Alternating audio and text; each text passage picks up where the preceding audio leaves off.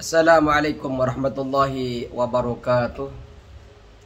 Bismillahirrahmanirrahim. Alhamdulillahirabbil alamin wassalatu wassalamu ala asrafil anbiya'i wal mursalin sayyidina wa habibina wa syafi'ina wa maulana Muhammadin wa ala alihi wa sahbihi ajma'in. Rabbana la ilma lana illa ma 'allamtana innaka antal alimul hakim.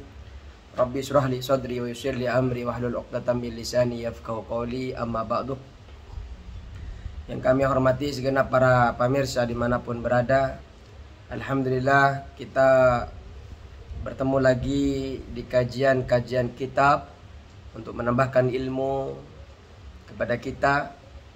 Dan kebetulan kita ini sekarang sedang membaca muqaddimah dari kitab Mustalahul Hadis dari Minhatul Mughis.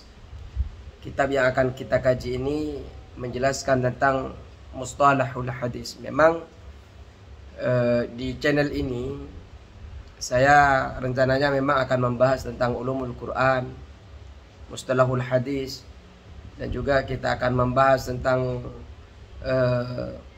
usul fiqh, qawaidul fiqh. Kenapa? Karena kita harus tahu minimal dasar-dasar daripada istilah-istilah Al-Quran, istilah-istilah tafsir, istilah-istilah hadis, dan istilah-istilah di dalam fikih, kaidah-kaidah fikih. Walaupun kita tidak mendalaminya, minimal kita tahu dasar-dasarnya. Sehingga perlu kita mengkaji tentang ulumul Quran untuk memahami istilah-istilah yang ada di dalam tafsir atau dalam Al-Quran. Kemudian kita mempelajari hari ini tentang mustalahul hadis. Kita akan mengetahui, mempelajari tentang macam-macam hadis, tingkatan hadis. Kita mengetahui mungkin untuk sekarang kita hasan, sahih, dan dhaif. Namun kita akan lebih memperdalam lagi tentang ulumul hadis atau mustalahul hadis. Juga insyaallah nanti kita akan mempelajari di video lain tentang qawaidul fiqh. Dan juga kita akan mempelajari tentang usul fiqh. Bismillahirrahmanirrahim. Kita sebelum memulai, kita fatihah dulu. Al-Fatiha hadratin Nabi Mustafa Rasulullah sallallahu alaihi wasallam wa ala alihi wa ashabihi wa dzurriyyatihi wa usulihi wa furu'ihi syai'ulillahi lahumul Fatihah. A'udzu billahi minasyaitonir rajim. Bismillahirrahmanirrahim. Alhamdulillahirabbil alamin. Ar-Rahman Ar-Rahim Maliki Yaumiddin. Iyyaka na'budu wa iyyaka nasta'in. Ihdinas siratal mustaqim. Siratal ladzina an'amta 'alaihim ghairil maghdubi 'alaihim waladdallin. Amin. Al-Fatiha li mu'allif hadzal kitab Syekh Hafidz Hasan Al-Mas'udi wal jami' masyayikh wal jami' masyayikh takunu fi maqbaratih.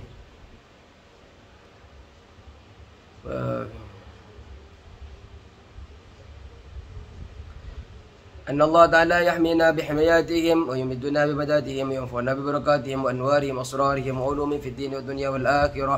الفاتحة. أعوذ بالله من الشيطان الرجيم. بسم الله الرحمن الرحيم. الحمد لله رب العالمين الرحمن الرحيم مالك يوم الدين. إياك نعبد وإياك نستعين. اهدنا الصراط المستقيم صراط الذين أنعمت عليهم غير المغضوب عليهم ولا الضالين. آمين. Baik.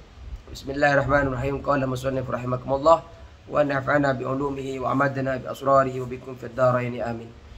Bismillahirrahmanirrahim. Dengan menyebut nama Allah Ar-Rahman yang memberikan kasih sayangnya di dunia, baik kasih sayang itu diberikan ke non-muslim atau diberikan kepada Islam, baik diberikan kepada orang yang berakal ataupun tidak berakal, itu termasuk di dalam Rahman. Sedangkan Ar-Rahim itu adalah kasih sayang yang Allah berikan murni kepada hanya kaum Islam, orang yang percaya kepada Allah, orang yang percaya kepada Rasulullah. Dan nanti diberikan ketika berada di akhirat nanti. Itu disebut dengan Rahim. Ada ulama tafsir juga mengatakan perbedaan dari Ar-Rahman dan Ar-Rahim. Kalau Ar-Rahman itu kasih sayang yang diberikan Allah secara global, seperti kita diciptakan di dunia berbentuk laki-laki atau berbentuk perempuan, itu secara global. Berbentuk bagus, tampan, cantik dan sebagainya, itu rahmannya Allah. Akan tetapi ketika Allah ciptakan kepada kita hidung mancung, dagu yang bagus, mata yang enak dipandang, secara detail penciptaan Allah seperti itu disebut dengan Ar-Rahman, disebut dengan Ar-Rahim. Kalau penciptaan secara global, secara utuh, bagusnya secara utuh itu Ar-Rahman. Namun ketika Allah berikan hidung yang mancung, telinga yang bagus, mata yang enak dipandang, maka itu adalah bentuk rahimnya Allah. Alhamdulillah, alhamdulillah, adapun segala puji, adapun segala puji lillahi milik Allah. Puji apapun itu milik Allah. Baik orang yang memuji kepada Allah, atau orang memuji kepada orang, atau Allah memuji kepada orang, atau Allah memuji kepada zat-Nya, Allah memuji kepada makhluk. Semua pujian-pujian yang ada, bermacam-macam pujian itu sejatinya adalah milik Allah. Apapun bentuk, yang penting bentuk pujian itu milik Allah. Alladzi, zat yang wasala man wasala, mendatangkan siapa Allah, man terhadap orang, asnada yang menyandarkan siapa man, amrohu terhadap urusan man, ilaihi kepada alladzi, Allah mendatangkan kecukupan kepada orang-orang yang menyandarkan segala urusan kepada Allah. Segala urusan perkara-perkaranya hanya kepada Allah. Allah datangkan kemudahan, Allah datangkan kelapangan. Warafa'a, dan Allah mengangkat man terhadap orang, waqafah yang menggantungkan siapa man, raja'ahu terhadap pengharapannya, ala fadlihi atas anugerah alladzi ata Allah. Jadi Allah tadi melapangkan dan mendatangkan kelapangan. Allah pun sekarang mengangkat, meninggikan terhadap orang yang menggantungkan pengharapan-pengharapannya hanya kepada anugerah Allah. Maka kalau ingin Allah cukupkan, sandarkan segala urusan kepada Allah. Kalau ingin ditinggikan, baik derajatnya, baik secara sosialnya, Allah tinggikan, maka gantungkan segala pengharapan kita hanya kepada anugerah Allah, kepada karunia Allah Subhanahu wa ta'ala. Wa qata'ah, dan memastikan siapa man, bi annal khaira kullahu ladaihi, dengan sesungguhnya kebaikan, kullahu seluruhnya, keseluruhan khair, seluruh kebaikan itu ladaihi berada di sisi Allah, berada di sisi alladzi, yaitu Allah. Tidak hanya pengharapan saja yang digantungkan kepada Allah, tapi orang itu harus memastikan bahwa kebaikan-kebaikan, seluruh kebaikan itu bersumber daripada Allah Subhanahu wa ta'ala.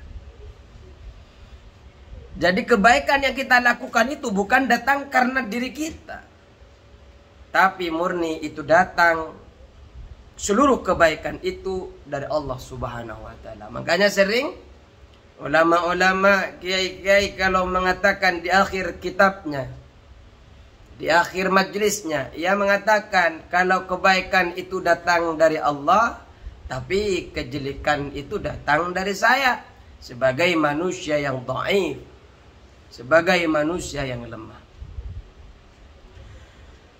Wassalatu wassalamu, adapun tambahan rahmat, wassalamu dan keselamatan, ala sayyidina Muhammadin atas Gusti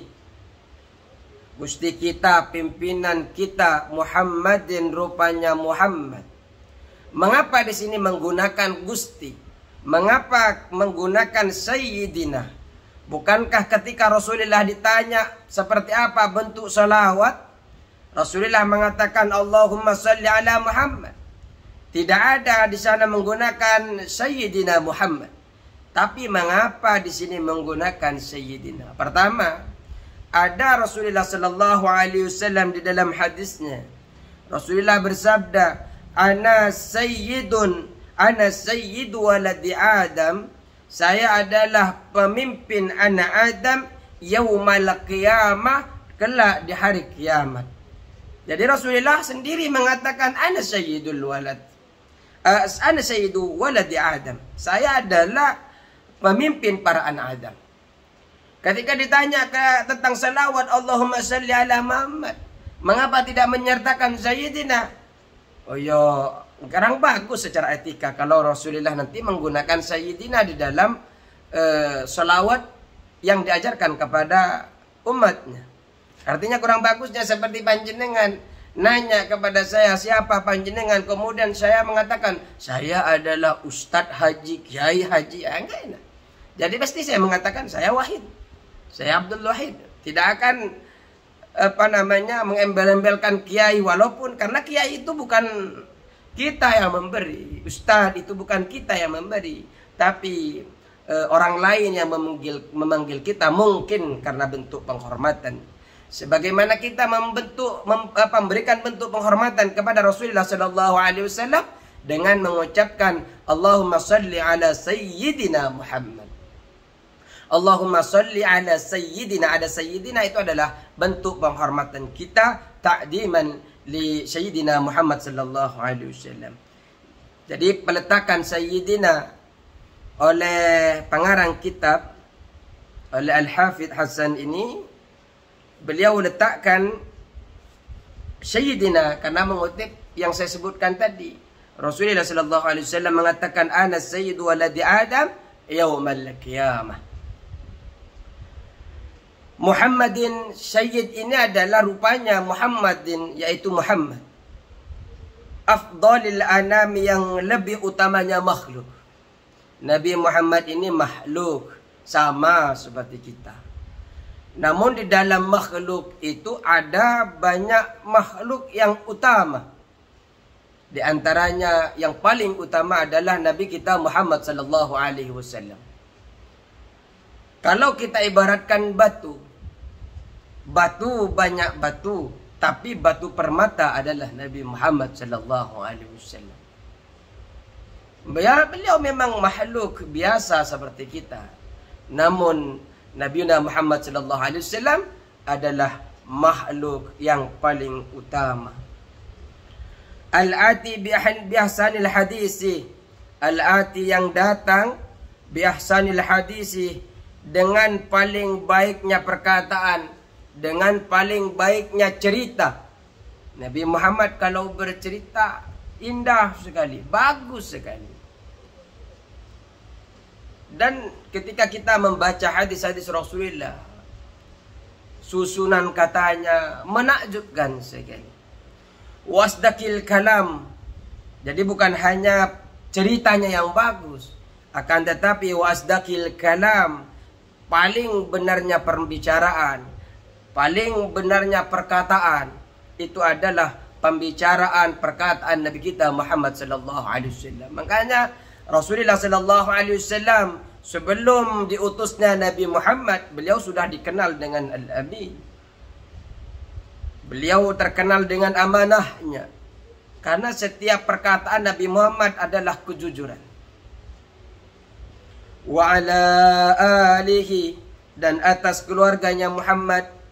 Di dalam kitab-kitab yang lain saya juga mengatakan bahwa alun, keluarga ini, banyak pendapat ulama.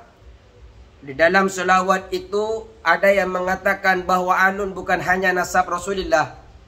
Kita orang yang beriman kepada Allah, orang yang beriman kepada Rasulullah, termasuk kepada alun, keluarga Nabi Muhammad. Artinya apa? Setiap orang lain berselawat, membacakan selawat kepada baginda dan kepada keluarga, maka selawat itu juga mengalir kepada kita. Bahkan ulama mengatakan yang butuh salawat itu adalah sebenarnya kita, orang-orang yang berdosa. Sehingga kelak yaumal qiyamah kita ditolong oleh Allah Subhanahu wa taala. Wasilah salawat itu karena amal-amal yang kita bawa tidak lagi bisa menolong kita. Makanya sebenarnya kata ulama yang paling butuh adalah kita. Beda dengan keluarga yang ada di bab zakat, di bab fikih. Kalau di bab fikih itu murni adalah keluarga Nabi yang bernasab, yang di dalam dirinya ada darah Nabi, maka tidak diperkenankan keluarga Nabi itu menerima zakat. Keluarga alun di dalam bab fikih itu murni adalah keluarga Nabi kita Muhammad sallallahu alaihi wasallam. Tapi kalau alun di dalam salawat, banyak sekali perbedaan ulama. Ada yang mengatakan kita pun termasuk keluarga Nabi Muhammad yang akan mendapatkan selalu aliran-aliran selawat, rahmat dan salam dari baginda Nabi Muhammad SAW dari wasilah-wasilah orang yang membacanya. Semoga kita semua mendapatkan selawatnya. Amin ya rabbal alamin. Wa sahbihi at-takhirin, dan semoga selawat dan salam itu juga tercurah limpahkan kepada sahabatnya Muhammad at-takhirinah yang suci, alladzina yang sahabat keluarga ini, sahabat ini alladzina sahhat yang sah, yang kuat, azaimuhum cita-citanya atau kemauan yang kuat, kemauannya alladzi wa hasunat dan baik, niyatuhum apa niatnya alladzina yang sahabat ini sahhat yang sah, yang kuat, azaimuhum cita-cita mereka alladzina atau kemauan yang kuat mereka alladzina, wa hasunat dan baik, bagus, niyatuhum apa niatnya alladzina, falam yadu'ufu maka tidak lemah siapa alladzina an iqamati sya'iriddin dari menegakkan agama-agama, syiar-syiar agama. Falam yadu'ufu maka tidak lemah siapa alladzina an iqamati sya'iriddin dari menegakkan syiar-syiar agama. Sahabat Nabi sallallahu alaihi wasallam. Kalau kita bukan sahabat, kita dikatakan saudara Nabi. Kalau tadi kata ulama, kita ini adalah termasuk keluarga. Tapi ada label juga yang diberikan Nabi Muhammad ketika berbincang dengan sahabat. Saya rindu kepada saudara-saudara. Loh, saya ini saudara engkau wahai Rasulullah. Tidak, engkau ini adalah sahabat saya. Loh, kemudian siapa yang dimaksud dengan saudara engkau wahai Rasulullah? Orang yang tidak pernah ketemu dengan saya, tapi dia sangat mencintai saya. Maka mari kita cintai Nabi Muhammad agar selain kita, kata ulama, dianggap sebagai saudara, sebagai keluarga, tapi dianggap sebagai saudara. Kalau saya Rasulullah kata sahabat, enggak, engkau ini adalah sahabat saya. Makanya orang yang mencintai Nabi itu luar biasa. Orang yang mencintai sunnahnya saja juga luar biasa. Man ahabba sunnati faqad ahabbani, wa man ahabbani kana ma'i fil jannah. Orang yang mencintai, suka terhadap sunnah-sunnahku sama dengan suka kepadaku, cinta kepadaku. Dan orang yang cinta kepadaku, dia akan bersamaku di surganya Allah Subhanahu wa ta'ala. Dan sahabat ini adalah orang yang bertemu satu zaman dengan Rasulullah, berjumpa dengan Rasulullah, kemudian beriman. Ini adalah sahabat. Dan orang sahabat-sahabat ini cita-citanya kuat, keinginannya kuat, niatnya baik, sehingga di dalam menegakkan syiar-syiar agama, beliau ini tidak lemah. Walaupun ancaman kematian menghadang mereka, pertempuran, peperangan di mana-mana untuk memperjuangkan agama, mereka tidak pernah takut. Malah mereka selalu bercita-cita untuk syahid di jalan Allah Subhanahu wa ta'ala. Kenapa? Karena keinginan, cita-cita yang kuat dan niat yang baik. Amma ba'du, adapun setelah bismillah, setelah hamdalah dan setelah selawat, fahada maka adapun ini kitab ikhtisarun, yaitu meringkas atau ringkasan min kutubil arifin, dari kitab-kitab arif, kitab-kitab orang yang arif, para cendekiawan. Kitab ini ringkasan dari kitab-kitabnya orang yang cendekiawan. Wa talhisun min kalamil a'immatil mutaqaddimin, wa talhisun dan murni. Apa hadal kitab? Hada ihtisar min kalamil a'immati, dari perkataan para imam-imam al-mutaqaddimin yang terdahulu.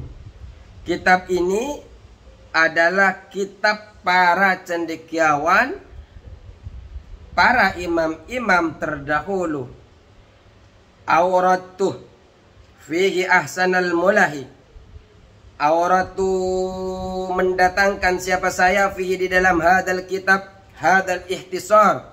Kitab ini ahsanal mulahi, terhadap lebih bagusnya jalan. Wa aratu bihi takriba ilmal wa aratu bihi takriba ilmil mustalahi.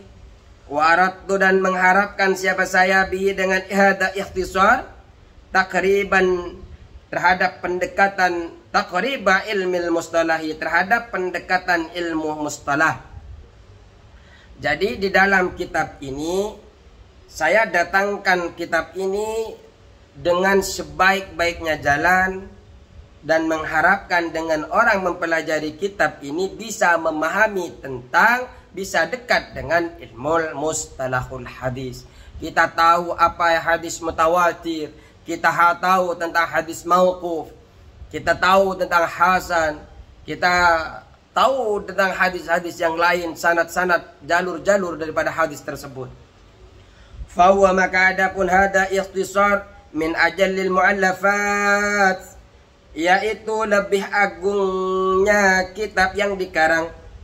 Wa in kana muntadiman, walaupun wa in kana dan walaupun ada apa hada ikhtisar muntadiman, yaitu yang tersusun fi silkil mutaqaddimati, di dalam jalan pendahuluan saja. Walaupun sebenarnya kitab ini hanya sebagai dasar-dasar pendahuluan saja, tapi akan tetapi kitab ini termasuk kitab yang mulia daripada kitab-kitab yang lain. Ya karena di sini kenapa bisa mulia? Karena memang pembahasannya tentang adalah nanti itu adalah pembahasan tentang Al-Qur'an, pembahasannya tentang hadis. Kalau kita tahu di dalam etika peletakan kitab-kitab, semuanya kita meletakkan kitab di dalam di rak kita, di meja kita. Di dalam Islam itu diajarkan bagaimana etika peletakan kitab, peletakan buku. Al-Quran, tafsir itu berada di tingkatan pertama. Kemudian baru di tingkatan kedua itu, di rak kedua itu adalah kitab-kitab hadis. Baru kitab-kitab yang lain di bawahnya. Itu adalah etika. Dan ini termasuk baik, termasuk agung dari kitab-kitab yang lain. Karena membahas tentang mustalahul hadis. Waqad samaituhu, dan sungguh aku telah menamakan terhadap hada ikhtisar. Saya menamakan terhadap kitab ini Minhatul Mu'is, terhadap kitab Minhatul Mu'is fi ilmi mustalahil hadis, yang menjelaskan tentang ilmu istilah hadis. Jadi panjenengan mempelajari video ini berarti berjenengan lagi mempelajari tentang istilah, mengenal istilah hadis. Ini yang mengarang adalah Hafidz Hasan Al-Mas'ud. Beliau ini termasuk ulama Al-Azhar. Kita tahu di agama, di Islam itu ada universitas terbesar, universitas besar, dan universitasnya tua, yaitu Al-Azhar. Dan pengarang kitab ini berasal dari ulama Al-Azhar. Rajian minallahi ta'ala taufiqah, rajian karena mengharapkan, minallahi ta'ala dari Allah ta'ala at-taufiqah terhadap pertolongan, wal hidayah dan petunjuk, ila aqwami tariqin lila aqwami tariqin, terhadap lebih lurusnya jalan. Saya menamakan kitab ini dengan sebutan Minhatul Mughis fi ilmi mustalahil hadis, karena mengharapkan pertolongan dari Allah dan petunjuk lebih lurusnya, paling lurusnya jalan. Itu yang saya harapkan. Kenapa kitab ini disebut dengan Minhatul Mughis? Karena mengharapkan pertolongan, petunjuk terhadap jalan yang lurus. Walaqad aqulu li talibil ilmi alladhi yabwil huda wa yarumu wajha sawabi. Walaqad aqulu,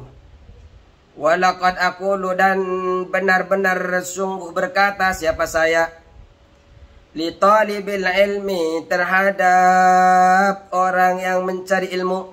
Benar-benar saya berkata kepada orang yang mencari ilmu, alladhi, yang siapa talib ini? Yabghi, mencari, siapa alladhi atau talib? Al-huda, pada petunjuk. Wa yurumu, dan bermaksud atau berdiam, siapa talib? Wajah sawabi, terhadap jalan yang benar. Saya berkata kepada orang yang mencari ilmu, yang bermaksud terhadap petunjuk dan bermaksud kepada jalan yang benar.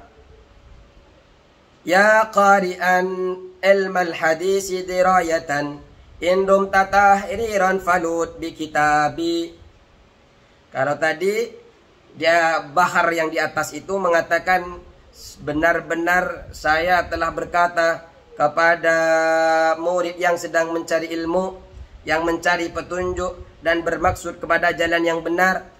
Sekarang kita berkata, ya qari, wahai orang yang membaca, orang yang mempelajari ilmu hadis, terhadap ilmu hadis dirayatan, ilmu hadis dirayah.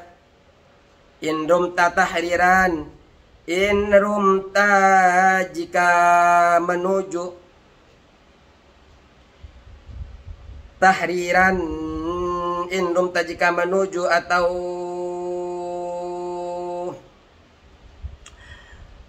berkeinginan, bermaksud engkau tahriran kepada kebebasan. Jika engkau ingin suka kepada kebebasan, falut, maka tekunilah bi kitabi, dengan kitab saya ini. Wahai orang yang pelajari tentang hadis, jika engkau suka kebebasan, maka tekunilah kitab ini. Falaqad hawa ma'ahtisari fawaidan lam yahwiha sibru ma'al itnabi. Falaqad hawa, maka benar-benar mengandung, ma'al ihtisari. Falaqad hawa, maka benar mengandung apa kitab ini? Falaqad hawa, maka benar-benar mengandung ma'al ihtisari, beserta ringkas, fawaidan, terhadap beberapa faidah.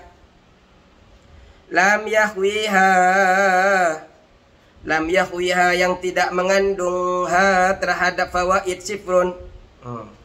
Falaqad hawa, maka benar-benar mengandung apa kitab ini, kitabku ini, ma'al ihtisari, beserta ringkas, fawaidan, terhadap beberapa faidah. Lam yahwiha, yang tidak mengandung ha terhadap fawaid. Sifrun, apa kitab ma'al itnabi, beserta panjang lebar. Jadi kitab ini adalah kitab yang ringkas, bukan hanya ringkas, padat faidah, banyak faidah-faidah yang terkandung di dalamnya, yang tidak dikandung, yang tidak terdapat di dalam kitab-kitab yang panjang pembahasannya. Wa atabuyu talfanni min abwabiha wa jana minal maksudi khairul babin. Wa ata, dan mendatangkan siapa talib, buyut al-fanni, terhadap rumah-rumah ilmu, min abwabiha, dari beberapa pintunya buyut. Wajana dan memetik siapa talib minal maksudi dari maksud khairul babin terhadap lebih bagusnya pintu intisari. Khairul babin terhadap lebih bagusnya intisari makna. Wajana minal maksudi khairul babin memetik siapa talib dari maksud sebaik-baik intisari. Baik. Jadi kalau panjenengan talib para pencari ilmu itu mempelajari kitab ini seperti panjenengan datang ke rumah-rumah di mana pintu per pintu itu terdapat ilmu-ilmu, terdapat ilmu-ilmu intisari dari sebaik-baik intisari. Mengapa? Karena semua ilmu-ilmu yang ada itu pasti mencakup kitab ini. Kitab ini membahas tentang beberapa intisari ilmu tersebut. Kenapa? Karena ini adalah kitab yang mempelajari tentang istilah-istilah hadis. Sedangkan di dalam kitab-kitab yang lain tentang ahkam, terutama hukum-hukum, atau kitab-kitab yang lain tentang tasawuf, tafsir dan sebagainya, masih memerlukan tentang ilmu-ilmu hadis.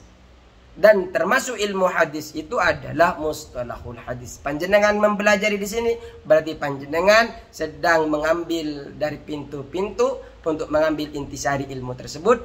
Ketika mempelajari kitab ini, kita akan tahu tentang ilmu fikih dasar-dasarnya. Pokoknya intisari-intisarinya kita akan paham bagi orang yang mempelajari buku ini. Karena seperti pergi ke suatu rumah yang terdapat di pintu-pintunya tersebut intisari-intisari dari kitab-kitab yang lain. Wa ilal ma'ani qad asara fa asbahat lil akli safiratan biwairi niqabin. Wa ilal ma'ani, dan terhadap beberapa makna, qad asara sungguh telah mengisyaratkan, fa asbahat qad asara sungguh telah mengisyaratkan siapa talib, fa asbahat maka menjadi apa ma'ani lil akli bagi akal, safiratan yaitu yang berjalan, biwairi niqabin dengan tanpa tutup.